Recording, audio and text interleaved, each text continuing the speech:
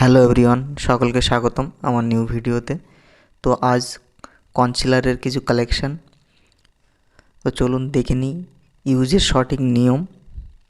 তো কনসিলারের অ্যাকচুয়ালি 12 রকম colour combination পাওয়া যায়।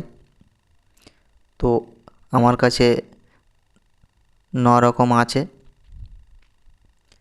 তো প্রথমে ইনসাইড কনসিলার,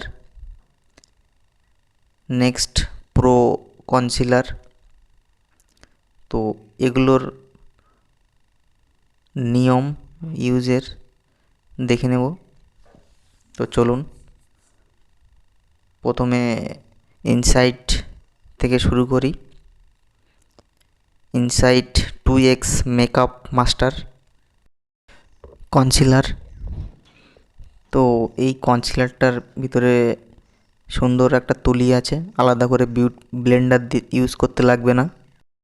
ইনসাইড কনসিলার এবং প্রো কনসিলারের ইউজের কোনো সাইড এফেক্ট নেই, আপনারা নিঃসন্দেহে ইউজ করতে পারেন। কম বাজেটের মধ্যে খুবই ভালো কনসিলার।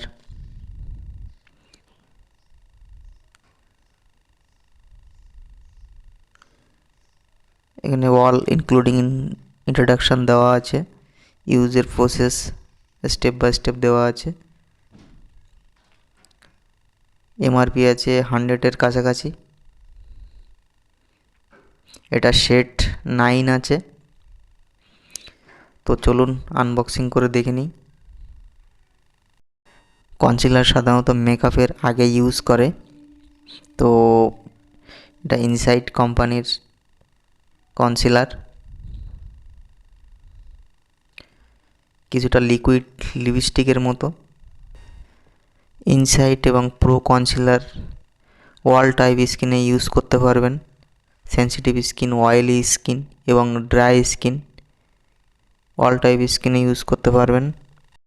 নেক্সট হলো প্রো কনসিলার। প্রো কনসিলারের অনেকগুলো শেড হয়, এটা শেড নাম্বার 3।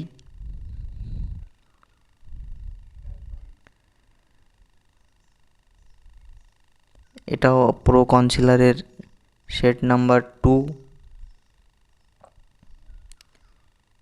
এটা যারা সামলাই ফর্সা তারা ইউজ করতে পারবেন। কনসিলার সাধারণত ইউজ হয় যাদের মুখে খুবই ট্যান পড়ে, কালো স্পট বা ব্রণ বা যাদের দাগ হয়ে গেছে, এগুলোকে কভারেজ করার জন্য কনসিলার ইউজ হয়।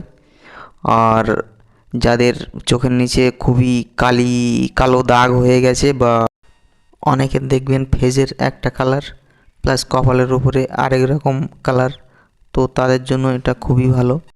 কনসিলার ইউজ করলে মেকআপ লং লাস্টিং হবে এবং মুখ ঘেমে যাবে না। যাদের দেখবেন মেকআপ করার পরে ঘেমে যায়, কনসিলার আগে ইউজ করে নিলে মুখ ঘেমে যাবে না এবং মেকআপ লং লাস্টিং হবে। কনসিলার অ্যাকচুয়ালি সব রকম এজের ইউজ করা যায়, বাট যাদের 15 বছর বয়সের উপরে হয়ে গেছে তারা ইউজ করলে বেটার হবে। এই কনসিলারগুলোর ভিতরে সব রকম কালার কম্বিনেশান আছে। তো কালো, ফর্সা এবং সামলাই সকলের স্কিনে যাবে। এখানে ইনক্লুডিং ইন্ট্রোডাকশান দেওয়া আছে।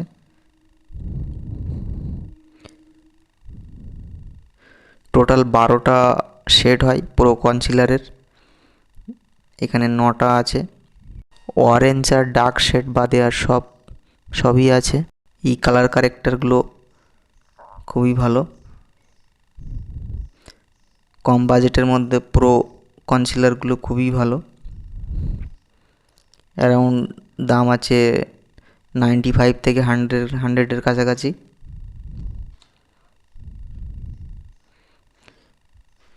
এটা হালকা হালকা করে নিয়ে মুখের চারিপাশে ফোঁটা ফোঁটা দিয়ে বিউটি ব্লেন্ডার দিয়ে সুন্দরভাবে মুখটাকে করে লাগিয়ে দিতে হবে।